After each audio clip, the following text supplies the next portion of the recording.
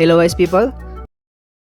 Sebenarnya sudah lama saya pengen ngejelasin mengenai revolusi industri 4 sejak video terakhir saya beberapa bulan yang lalu. Tapi baru sekarang akhirnya keinginan itu terwujud. Kenapa begitu lama? Well, sebenarnya sih akan lebih mudah buat saya ngejelasin doang pengertian revolusi industri keempat berikut solusi buat kita bertahan hidup di tengah era ini. Tapi kayaknya bakal biasa-biasa aja, dan biasa itu membosankan guys. Karena kalau bisa, kita semua nggak cuma punya kemampuan bertahan hidup, namun lebih dari itu yaitu berkreasi sebagaimana seharusnya kita diciptakan sebagai manusia berakal budi. Nah, makanya kita bakal bawa pembahasan ini jauh lebih dalam lagi sampai core of the core ya.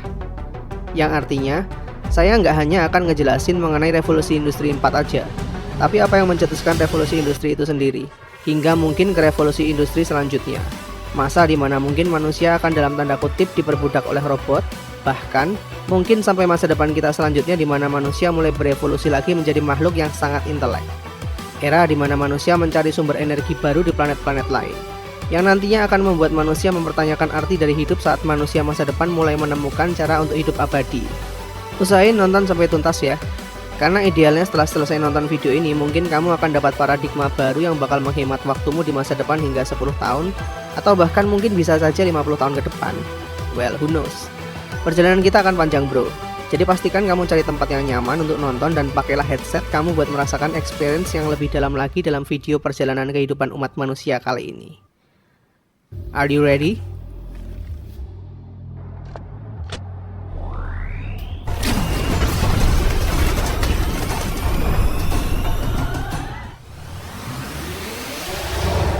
Nah, ini dia. Wait, kayaknya kita sedikit salah tanggal dan lokasi nih. Nah, ini baru bener nih. Kalau di peradaban sekarang kalian pegang gadget sebagai survival kit kalian, di zaman batu dulu pegangnya gadget-gadget multifungsi yang dibikin pakai batu guys. Bisa buat bikin makanan atau bisa juga buat nimbuk dino. Karena di zaman prehistorik dulu, kalau keluar gua pilihannya antara makan atau dimakan. Ya, intinya ini adalah era society 1 di mana kondisi sosial manusia saat itu masih tergolong primitif dan hidup berpindah-pindah tempat untuk mencari makanan. Terus lanjut ke zaman perunggu, di mana bangsa Sumeria berhasil menemukan cara yang lebih efektif untuk membuat gadget dengan cara melebur perunggu. Dengan penemuan baru perunggu ini banyak sekali gadget-gadget baru ditemukan. Dan di era ini kondisi sosial mereka sudah semakin pintar dan mulai bisa bercocok tanam dan tinggal menetap. Inilah perkembangan manusia yang disebut Society 2.0.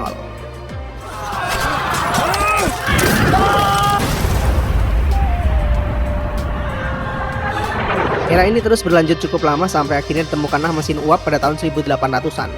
Yang artinya dimulailah revolusi industri yang pertama, di mana efisiensi pekerjaan semakin baik berkali-kali lipat karena adanya mesin. Dan kondisi ini membuat kondisi sosial manusia di era itu juga berkembang. Jika sebelumnya semua orang bertani dan bercocok tanam, kini mulai beralih ke industri. Itulah yang memulai tahapan Society 3.0. Sejak adanya revolusi industri 1 dan Society 3, paradigma manusia pada era itu benar-benar mencapai tahap keemasan.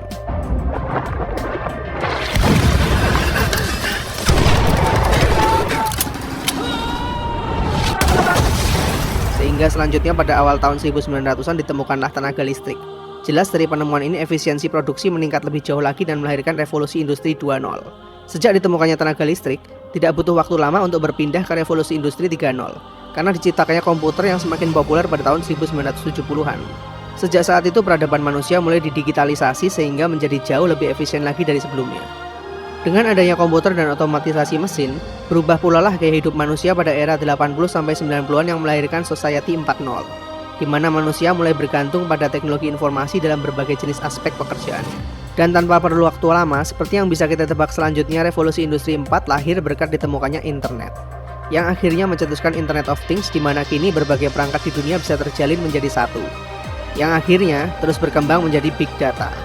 Terdengar familiar bukan? Ya, inilah era kita saat ini. Jadi bisa dibilang saat ini kita berada pada era revolusi industri 4 dan Society 4 secara bersamaan. Dan kita akan lebih lama ngobrol di era ini sebelum lanjut ke masa depan, supaya kita sama-sama bisa belajar cara bertahan dan berkembang di era yang kita tinggali saat ini. Era di mana kehidupan kita saat ini sudah dikuasai oleh kombinasi dari semua revolusi industri sebelumnya, yaitu listrik, komputer, mesin, internet, big data, dan baru-baru ini mulai diambil alih oleh AI dan robotik untuk menyongsong revolusi industri selanjutnya.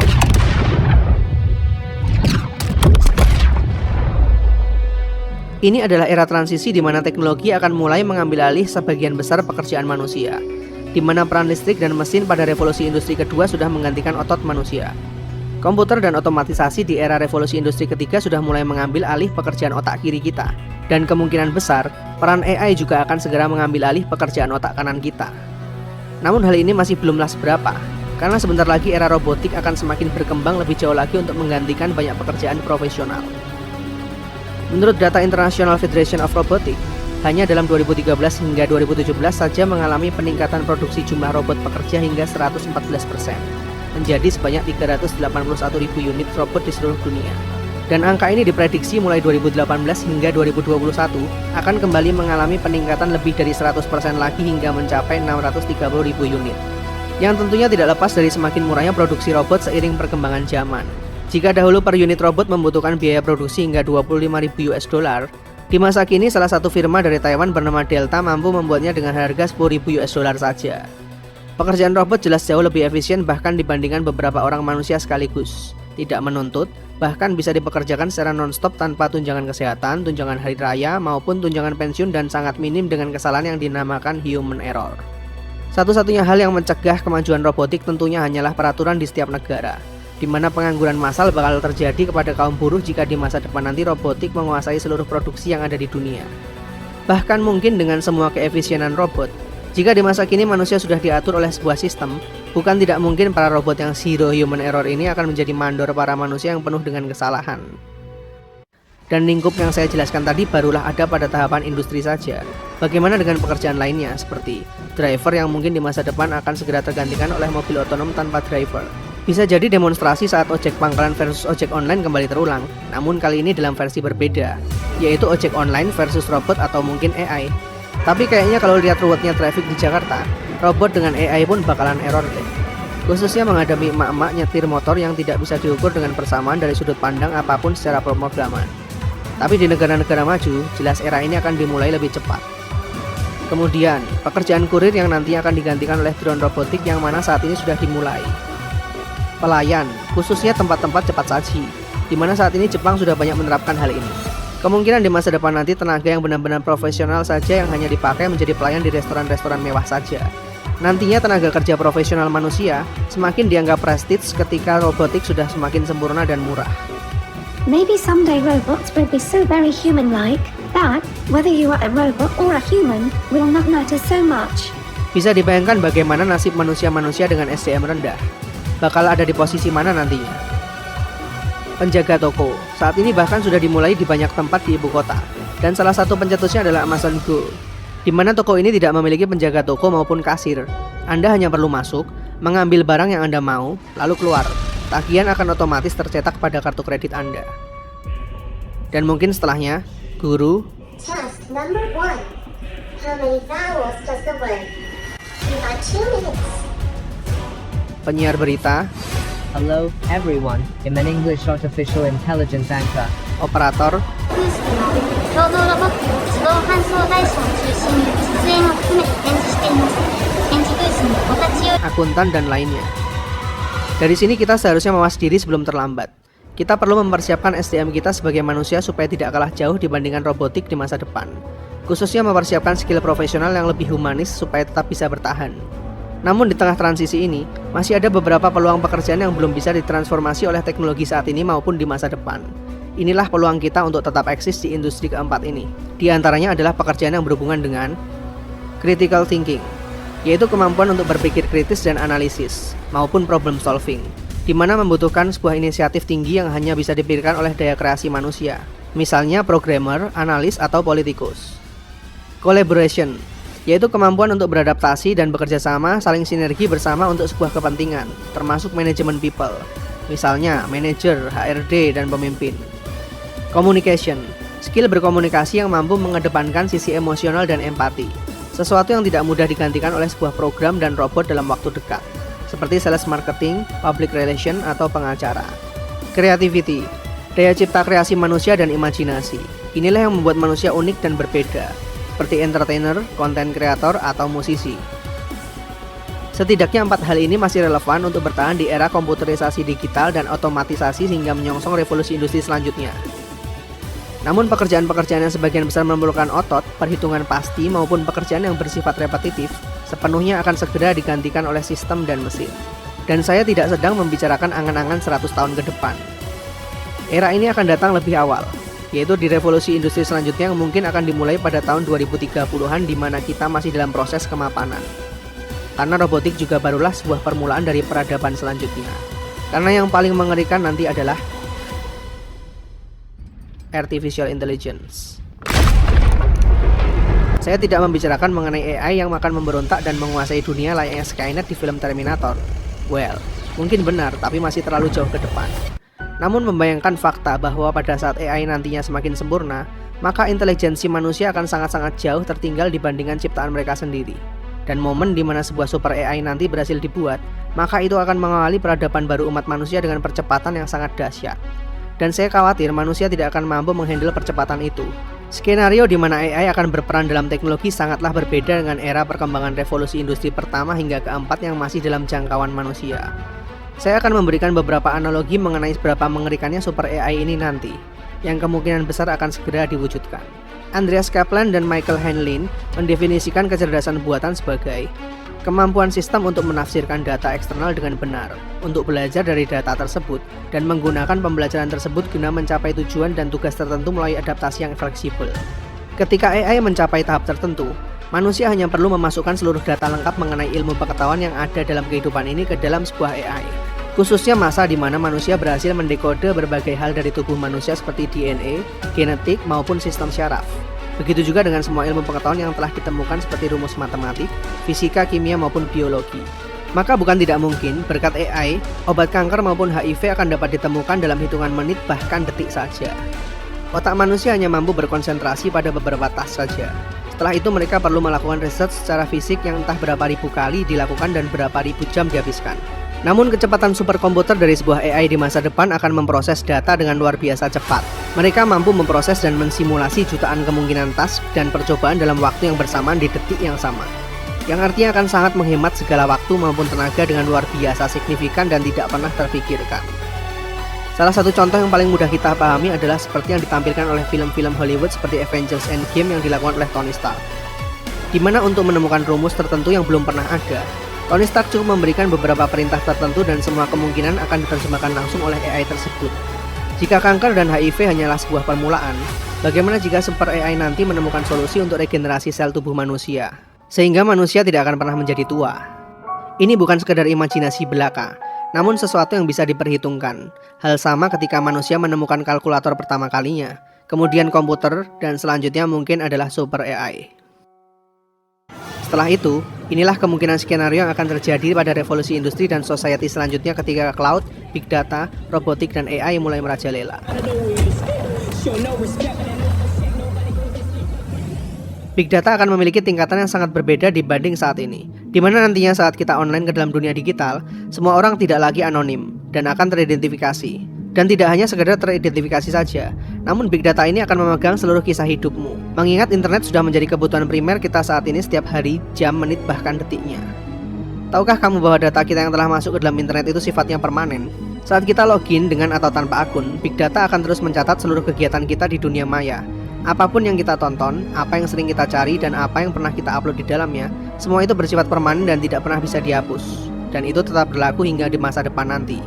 Ketika sebuah AI machine learning berkombinasi dengan big data, setiap orang akan punya historinya masing-masing sebagai sebuah database. Tidak hanya itu, namun juga transaksi keuangan, pekerjaan, relasimu, kemana saja kamu, bahkan kebiasaan tidur dan bangunmu di pagi hari. Dan AI tersebut nantinya mungkin dapat menyeleksi setiap individu berkualitas maupun tidak melalui itu. Mungkin pekerjaan HRD di masa depan akan semakin mudah ya.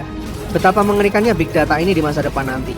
Sedikit mengingatkan saya pada sistem perilaku manusia yang dihitung sebagai amal ibadah dan dosa. Semuanya itu tercatat dan tidak dapat kita sembunyikan dan akan berdampak secara real time.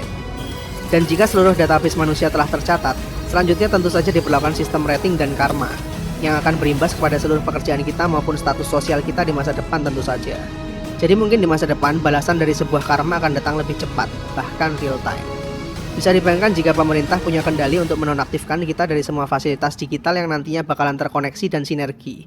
Akan jadi seperti apa orang itu nanti? Di masa depan, ketika para ilmuwan kita berhasil mendekode genetika maupun sistem saraf neuron, kita akan banyak melihat berbagai macam penyakit akan bisa disembuhkan. Begitu juga dengan regenerasi sel yang mampu menghindari penuaan maupun menyembuhkan luka dengan cepat. Karena saat ini mereka sudah mengembangkan sebuah nanobot, di mana robot berukuran mikro ini akan mampu bekerja di bawah jaringan kita untuk melakukan semua urusannya. Begitu juga dengan organ-organ buatan yang dinamakan xenotransplantasi organ manusia, di mana kita akan segera memproduksi organ-organ seperti ginjal, paru-paru, bahkan jantung buatan yang diproduksi dari seekor babi. Kenapa babi? Karena kenyataan pahitnya babi yang dianggap haram ternyata memiliki kode genetika yang luar biasa mirip dengan manusia, jauh melebihi hewan-hewan lain yang ada di bumi ini. Ironis ya. Dan setelahnya kita bakal melihat juga manusia-manusia cyborg, yaitu manusia dengan tangan buatan, kaki buatan, mata, dan lain sebagainya. Yang parahnya lagi, kemungkinan besar hal ini dilakukan tidak sebagai keterpaksaan, namun sebagai sebuah modifikasi untuk meningkatkan produktivitas kita sebagai manusia. Hal ini bukanlah science fiction, karena para ilmuwan kita saat ini sudah berhasil mengembangkan sebuah robotik yang dihubungkan dengan sistem syaraf yang dapat kita kendalikan hanya dengan pikiran kita saja. Bahkan bisa kita remote dari jarak yang sangat jauh. Terdapat juga robot avatar yang dapat kita kendalikan dari jarak jauh untuk melakukan aktivitas yang tidak mampu kita lakukan karena kekurangan fisik kita.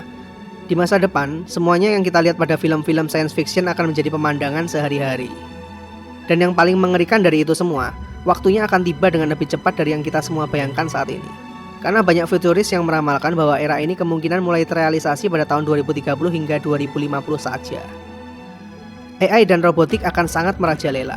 Dan mungkin itu adalah awal baru bagi peradaban umat manusia yang akan menjadi revolusi industri tahap kelima, di mana manusia dengan robot akan hidup bersama-sama. Tapi transisi itu pasti akan menjadi sebuah konflik besar nanti di mana manusia mulai mempertanyakan peran mereka di dunia yang semakin kecil dan terbatas. Di tahap ini saya jamin manusia-manusia malas yang tidak berevolusi untuk menjadi lebih baik akan terpinggirkan ke dunia luar secara otomatis. Komputer akan berubah menjadi sebuah AI saja yang terkoneksi dengan hampir semua benda. Dan bentuk smartphone sudah berevolusi menjadi wearable gadget yang berada di mana-mana. Misalnya katakan saja Google Glass masa depan nanti akan merekod semua yang kita lihat 24 jam non-stop. Dan semua data tersebut otomatis terkirim ke jaringan cloud secara real time. Standar kamera yang memiliki kemampuan face recognition akan berada di setiap titik kota. Dan semuanya terkoneksi dengan jaringan big data yang di dalamnya menyimpan database setiap manusia. Sepertinya kejahatan akan berkurang cukup drastis deh. Dan teknologi 3D printer akan mencapai puncaknya di mana manusia akan bergantung banyak pada teknologi ini untuk membuat sebuah konstruksi maupun berbagai jenis benda pribadi mereka sendiri secara custom dan tidak lagi membeli produk massal. Masa di mana bentuk fisik dari uang benar-benar punah. Dan kemungkinan besar sistem blockchain yang digunakan pada uang digital masa kini seperti Bitcoin akan mulai digunakan sebagai role model pengembangan sistem pertukaran di masa depan nanti, karena dianggap paling aman dan terbuka dari serangan cyber. Bahkan para futuris dan ekonom beranggapan bahwa nantinya mata uang yang bertahan di dunia ini hanyalah US dollar, euro, renminbi, dan yen. Dan satu alat tukar digital yang akan diakui seluruh dunia sebagai alat tukar digital. Dan mungkin di masa yang lebih jauh lagi, ketika semua jaringan ini dikuasai oleh sebuah otoritas tunggal yang menjalankan semua sistemnya secara global, mungkin nantinya dunia ini hanya punya satu jenis mata uang digital saja. Atas dasar digitalisasi yang begitu masif dan sangat terbuka ini, tentunya dunia akan punya kelemahan baru berikutnya, yaitu keamanan cyber, yang mungkin akan biasa kita lihat sebagai cyber attack dan cyber war di masa depan.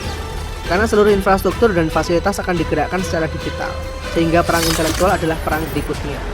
Jangan heran kalau di masa depan nanti, seorang ahli jaringan cyber security akan menjadi idola baru bagi bangsa. Misalnya karena berhasil menghalau sebuah virus yang dikirim untuk merusak infrastruktur jaringan sebuah negara. Ya, saya tahu yang kamu pikirkan. Neo, The Matrix. Jagoan-jagoan seperti ini nanti akan muncul beneran di masa depan. Bukan sebagai hiburan, tapi sebagai sebuah kebutuhan yang sangat langka ketika dunia ini sudah dikuasai oleh jaringan cyber dan AI. Karena kemampuan berpikir analisis, kritis, dan kreatif akan sangat sulit dilawan oleh sebuah AI. Era di mana intelijensi akan menjadi tingkatan strata sosial baru. Mungkin derajat manusia nanti hanya akan diukur dari seberapa tinggi SDM dan intelijensinya, dan seberapa pentingnya peran mereka dalam menjalankan sistem di dunia ini nanti. Dan pandangan mengenai ras, suku, maupun agama hanya akan dianggap sebagai pandangan primitif masa lalu saja, karena semuanya akan bergerak dalam sistem dan efisiensi berkecepatan tinggi. Semua sistem yang ada di sebuah kota nanti akan terkoneksi secara online dan real time, dan hampir semua fasilitas akan digerakkan oleh mesin dan robotik. Pokoknya kota yang otomatis berjalan selama 24 jam sehari tanpa henti. yang jika dari kejauhan sangat mirip dengan sebuah sirkuit komponen elektronik yang sedang bekerja. Bagaimana menurutmu? Terlihat indah atau justru sebaliknya, mengerikan?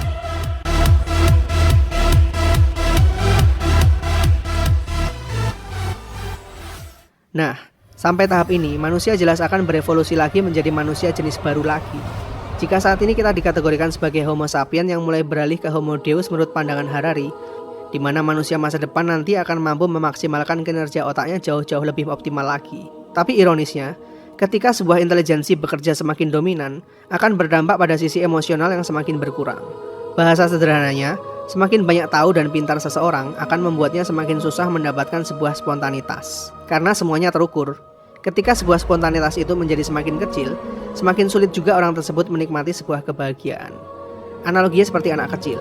Ketika kecil kita bertindak sangat spontan dan semua hal baru itu rasanya menyenangkan, bukan? Dan begitu semakin beranjak dewasa dan mengerti berbagai hal, segalanya mulai terasa hambar dan biasa saja. Ironis kan bro? Manusia berevolusi supaya menjadi semakin efisien, dan evolusi itu membuat kita menjadi semakin mirip dengan sebuah robot yang kita ciptakan. Untungnya manusia masih memiliki emosi untuk menyeimbangkan mimpi buruk itu, sehingga kita dapat merasakan sebuah cinta dan kasih sayang. Yang mungkin sebuah robot terpintar di masa depan pun sulit memahami esensinya, karena memahami dan merasakan itu berbeda. Dan itulah hadiah terbesar Tuhan kepada kita. Namun itu jugalah yang tidak bisa Tuhan paksakan kepada kita. Sebuah kehendak bebas untuk mengasihi penciptanya. Dan mungkin ketulusan kasih yang tanpa paksaan kepada sang pencipta itu bagi dia adalah sesuatu yang lebih hebat melebihi alam semesta ini sendiri. Karena alam semesta beserta semua hukumnya ini terlalu mudah untuk dia ciptakan. Tapi sebuah ketulusan tidak dapat dipaksakan. Karena tidak ada yang lebih menyedihkan dibanding seorang manusia yang menciptakan sebuah robot yang di dalamnya diprogram untuk dalam tanda kutip wajib mencintai penciptanya, yang akhirnya bertentangan dengan konsep dari cinta itu sendiri. Anyway, kondisi ini selanjutnya akan membawa kita ke tahap baru peradaban yang mungkin saja akan menjadikan kita berada pada society generasi ke-6, sekaligus membawa kita ke revolusi selanjutnya juga. Di mana berkat bantuan super AI, kita akan mulai mampu memanipulasi energi alternatif dan tidak lagi banyak bergantung pada sumber daya alam yang sudah semakin habis. Dan tidak mencukupi kebutuhan penduduk bumi di masa ini yang mungkin akan bertambah menjadi 9 miliar orang. Sebuah kota yang fully otomatis dikontrol oleh superkomputer dan robotik di setiap sudut kota. Semuanya dikerjakan secara otomatis dan efisien oleh sistem robotik mulai dari produksi, transportasi, database, bahkan penyediaan bahan pangan mulai dari menanam, menuai, memproduksi, mendistribusikan, memasaknya sesuai keinginan manusia, bahkan hingga menyuapkan ke setiap mulut manusia. Sehingga bahkan mungkin gempa maupun bencana alam akan terukur dengan sangat terantisipasi dengan tepat, setepat mendeteksi suhu udara, arah angin maupun cuaca. Karena sejatinya bencana alam itu secara kodrat adalah siklus alamiah alam untuk tetap harmonis. Di sini nanti jelas peran manusia akan semakin dipertanyakan lagi, sehingga tidak heran jika bakal banyak manusia mulai menyadari AI ini sebagai suatu kesalahan yang bisa menggantikan peradaban manusia di masa yang akan datang. PBB memprediksi bahwa tahun 2100 jumlah penduduk bumi akan bertambah lagi menjadi 11 miliar jiwa. Pertanyaannya adalah, apakah tanah dan sumber daya alam kita masih cukup nantinya? Sepertinya tidak. Seperti sebuah kalimat bijak yang terlontar dari Gandhi. Bumi memiliki kapasitas untuk menampung semua jumlah orang, namun tidak cukup untuk menampung keserakahan umat manusia. Bayangkan saja jika kita tidak berhasil menciptakan energi alternatif dalam jumlah yang masif, yang dapat memenuhi kebutuhan seluruh penduduk bumi yang isinya 11 miliar orang ini. Bakalan terjadi chaos yang sangat mengerikan tentunya, dan mungkin akan terjadi genocide yang menyeimbangkan semuanya. Nah, kalau ini beneran terjadi, tahu kan siapa yang harus dipanggil buat mengantisipasi bencana mengerikan ini? Ya, betul. Thanos. Sebenarnya dia itu justru visioner dan punya inisiatif yang baik buat hindari ini semua dengan cara adil loh. Makanya pas nonton Infinity War, saya juga ngerasa si Thanos ini sebenarnya tujuannya baik. Tapi salahnya dia ya karena playing God aja emang. Oke, lanjut lagi tadi sampai energi alternatif. Yang jelas di tahap ini akan dan harus banyak terdapat energi alternatif untuk dapat mempertahankan jumlah penduduk bumi yang semakin membludak nanti. Kemudian dengan semakin majunya pengetahuan, mungkin akan banyak terdapat reaktor nuklir portable seperti yang dimiliki Tony Stark, sehingga tidak khawatir kehabisan energi untuk hampir semua keperluan. Ibaratnya kayak powerbank di zaman sekarang, cuma beda skala tipis aja sih sama powerbank. Kalau powerbank meleduk kan bisa hancurin HP, nah kalau ini paling hancurin satu kota. Nah, kemudian secara hubungan antar negara, semuanya akan lebih bersepakat untuk mengurangi perbedaan mereka, karena adanya ancaman yang lebih serius yaitu sumber daya bumi yang semakin tipis disertai perubahan cuaca yang semakin ekstrim. Sehingga terpaksa berubah yang dulunya bilang hidup negara A, hidup negara B, bakal bergandengan tangan dan nyanyi bareng hidup bumi. Ya kan biasa tabiat manusia, posisi nyaman lupa daratan dan serakah. Giliran bumi udah mulai hancur baru bersatu. Oh ya, satu faktor lagi selain alam, bakal bersatu juga kok kalau ada alien yang nyerang bumi, tapi kemungkinannya kecil banget. Soalnya kalau kita belajar banyak tentang astrofisika, bumi ini cuma kayak kerikil di alam semesta ini. Jauh lebih worth it menambang dan terraforming di planet lain yang gedenya ribuan kali bumi dan masih belum ada yang make. Lah jumlahnya aja triliunan kok. Pasti ada satu aja planet kosong isinya misalnya plutonium murni semualah. Manusianya aja yang suka kegeeran ngerasa di stalking sama alien terus. Nggak ribet juga komunikasi dramatis sama negara berflower ya. Meskipun energi alternatif sudah mulai berhasil dikendalikan oleh penduduk bumi, sayangnya regenerasi bumi akan tetap berjalan, dan hal yang satu ini hampir tidak mungkin dikendalikan. Perubahan cuaca ekstrim dan regenerasi yang ada di bumi ini secara periodik memang selalu terjadi setiap berapa puluh ribu tahun, bahkan mungkin ratusan ribu tahun sekali. Dan setelah terjadi regenerasi yang cukup dahsyat itu, nantinya iklim bumi akan kembali segar seperti awal mula lagi. Begitu dan seterusnya. Biasanya tahap ini akan mengembalikan manusia ke zaman batu lagi. Kalau memang masih ada yang mampu bertahan hidup ya. Karena tidak disangkal, global warming memang mempercepat itu semua. Maka dari itu, satu-satunya cara untuk mengantisipasi bencana global ini manusia akan mulai ekspansi keluar angkasa. NASA sudah memulai misi ke Mars dengan membiayai SpaceX milik Elon Musk supaya 100 tahun lagi manusia bisa mulai berkoloni di Mars kalau sampai ada apa-apa sama bumi kan. Sampai tahap ini kalau ada yang bilang, percaya aja lu Min sama konspirasi Wahyudi. Saya cuma mau bilang lebih dibanyak-banyakin membaca dan belajar ya bro. Kemudian tahap terraforming Mars akan dimulai, supaya kondisi dan iklim Mars nantinya bisa seperti bumi, dan bisa ditinggali oleh kita tanpa perlu berevolusi terlalu jauh. Keren kan? Zaman dulu makhluk hidup takluk pada alam. Tapi berkat teknologi nanti, alam mulai bisa disesuaikan khusus buat kita. Termasuk melawan kodrat nggak sih? Kemudian selanjutnya setelah AI berevolusi menjadi quantum AI, mungkin pada tahap ini akan mampu memecahkan misteri materi gelap yang ada di angkasa, dan berhasil memanipulasi gravitasi dan hukum fisika yang belum pernah terpecahkan. Jika tahap ini berhasil dicapai, mungkin warp drive teknologi akan berhasil dibuat juga, di mana manusia akan mampu memanipulasi waktu dan memungkinkan kita untuk berpindah planet, yang biasanya memerlukan ribuan tahun menjadi sangat singkat saja. Sebenarnya jika AI berhasil sampai ke tahap quantum AI, jujur saya tidak yakin ras manusia masih dibutuhkan oleh AI itu sendiri. Ketika sebuah AI mencapai tahapan memahami keberadaannya, maka mereka akan memiliki tujuan dan kehendak, dan manusia dengan semua keterbatasannya hanya akan dianggap penghalang karena sangat-sangat tidak efisien bagi mereka. Mungkin planet Cybertron bakal benar-benar ada nantinya, di mana populasinya tentunya hanya berisi AI dan robotik mandiri yang akan terus berkembang jauh-jauh di atas manusia, khususnya karena mereka dapat hidup tanpa batasan umur tentunya. Bisa dibilang di tahap ini peradaban manusia bakal berubah lagi ke tahapan-tahapan ekstrim, karena terlalu banyak pengetahuan dan hal baru yang akan ditemukan oleh manusia pada tahap ini yang nantinya akan memutarbalikkan segala hal yang kita percayai pada masa kini. Sama seperti di masa kini kita hanya menganggap kepercayaan bangsa Nordik dulu mengenai kematian para pejuang Viking akan menuju ke Valhalla, yang saat ini hanya kita anggap sebagai sebuah mitos saja, karena perkembangan zaman yang semakin bergeser relevansinya. So, mungkin nggak sih, manusia masa depan menganggap kepercayaan kita saat ini hanya sebagai sebuah mitos saja, ketika mereka sudah mampu melakukan segalanya yang bertentangan dengan ajaran masa kini. Ini adalah masa di mana manusia memiliki teknologi dan sumber daya tanpa batas, dan mungkin menginspirasi mereka untuk menciptakan surga-surga mereka sendiri di sebuah planet yang sumber daya maupun energinya tidak akan habis sampai belasan ribu tahun misalnya. Hal ini sekaligus menjawab pertanyaan kenapa manusia bekerja, karena segala yang ada di bumi ini terbatas, sedangkan proporsi jumlah manusianya lebih besar. Bagaimana jika jumlah sumber dayanya itu luar biasa besar dibanding jumlah penduduknya, plus mudah diakses dengan yang namanya teknologi, dan semuanya itu akan di-provide oleh para robot untuk kita. Apa perlu makhluk yang tinggal di dalamnya disebut mencari nafkah lagi? Atau bahkan mungkin ada yang memilih hidup dalam keabadian digital ketika kesadaran manusia sudah bisa dipindahkan ke dalam form-form lain. Ibaratnya seakan kita bisa memilih untuk berada di dunia mimpi indah sesuai kemauan kita sendiri selamanya. Dan kita sendiri yang akan menentukan saat kita bosan dan hendak mematikan unitnya juga selamanya. Dan jika sebuah kesadaran manusia itu benar-benar berhasil dipindahkan ke berbagai jenis medium, ini akan merevolusi kembali bentuk manusia di masa depan. Karena manusia tidak akan berbentuk seperti kita lagi yang didasari atas tubuh organik yaitu tulang, daging, dan darah. Melainkan dapat memilih sendiri untuk bertransformasi menjadi apa. Mungkin robot yang tidak pernah menua atau bahkan hidup di dalam sebuah dunia digital yang dirancang dengan luar biasa indah selamanya.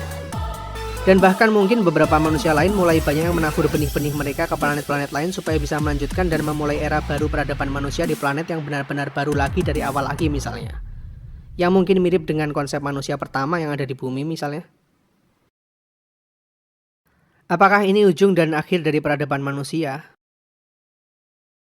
Ternyata tidak. Bahkan ini hanyalah sebuah permulaan. Karena seluruh siklus peradaban sejak awal mula manusia mengenal peradaban ini bagi alam semesta yang berusia miliaran tahun ini hanyalah seperti sebuah debu kosmik saja. Alias sama sekali tidak mengintervensi keabsolutan alam semesta yang tanpa batas ini. Coba deh kita lihat di mana posisi semua peradaban maha dahsyat yang dari tadi kita bicarakan di alam semesta ini.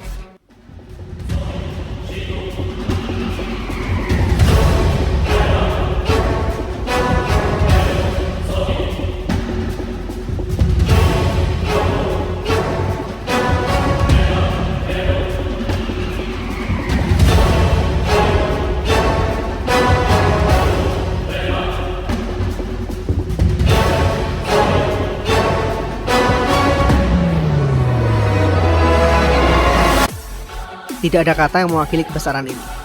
Begitulah alam semesta ini dibuat tak terbatas supaya manusia tahu batas. Karena akan ada masanya alam ini meregenerasi dirinya supaya selalu harmonis. Sama seperti siklus cuaca yang ada di bumi. Dan sama seperti sebuah bintang yang akan hancur jika saatnya tiba. Karena tahukah kamu bahwa di angkasa setiap detik terdapat 30 bintang yang hancur dan 4000 bintang baru yang lahir di angkasa. Bagi makhluk hidup yang tinggal di dalam planet terdekat bintang hancur tadi, mungkin ini adalah kiamat yang sangat mengerikan, tapi bagi alam semesta ini, itu hanyalah sebuah rutinitas harian yang terjadi setiap detik.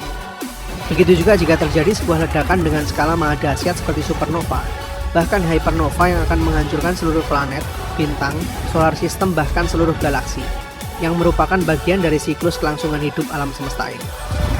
Makhluk mana yang mampu menghindari ini? Siapapun dan apapun tidak akan mampu menolaknya. Itulah bagaimana siklus alam ini bekerja sejak miliaran tahun yang lalu. Jika di luar sana memang terdapat banyak makhluk hidup dengan peradabannya masing-masing, maka setiap detiknya terdapat peradaban yang musnah tanpa sempat berevolusi lebih lanjut, dan mungkin akan digantikan dengan yang baru lagi, begitu dan seterusnya. Karena ratusan, ribuan, bahkan jutaan tahun itu sangatlah kecil bagi kebesaran alam semesta ini. Begitu juga dengan manusia. Ada saatnya sesuatu yang baik datang kepada kita. Ada saatnya sesuatu yang baik pergi dari kita. Segala sesuatu ada masanya. Hal sama juga berlaku pada alam semesta ini. Karena kita hanyalah salah satu bagian dari partikel alam ini juga. Termasuk seluruh peradaban yang telah dibangun manusia dengan sombongnya. Siapakah kita di antara kedikdayaan tanpa batas ini? Kita tetaplah salah satu debu kosmik yang tercipta dan akan kembali lagi menjadi debu. Yang ironisnya, kematian pada akhirnya akan tetap menghampiri semua makhluk yang ada di alam semesta ini. Nasib sama akan tetap dirasakan oleh makhluk dengan intelektual tertinggi yang telah membangun sebuah peradaban maha tinggi berusia ribuan tahun, maupun sebuah bakteri yang baru saja hidup selama beberapa detik, tanpa kecuali. Meskipun ada juga beberapa manusia yang beruntung telah menikmati kebahagiaan bersama keluarga kecilnya di sedikit waktu hidupnya itu setiap detiknya, dan mendapatkan semua kenangan terindah di akhir hayatnya. Perbedaan terbesar akan didapat oleh seseorang yang punya kebesaran hati untuk mau memahami, ikhlas dan bersyukur atas apa yang ada, dan bukan berfokus pada yang tiada. Karena sebenarnya, hidup itu sendiri adalah sebuah anugerah. Anugerah bagi setiap orang yang hidup karena punya kesempatan untuk bisa memilih menjalani hidupnya dengan bahagia meskipun singkat. Sedangkan orang yang mati dan belum pernah dilahirkan tidak akan punya kesempatan memilih. Bahkan tidak pernah dilahirkan mungkin akan lebih baik dibandingkan ada hanya untuk menderita, bukan? Kebahagiaan itu bukanlah sebuah pencarian, namun sebuah pilihan.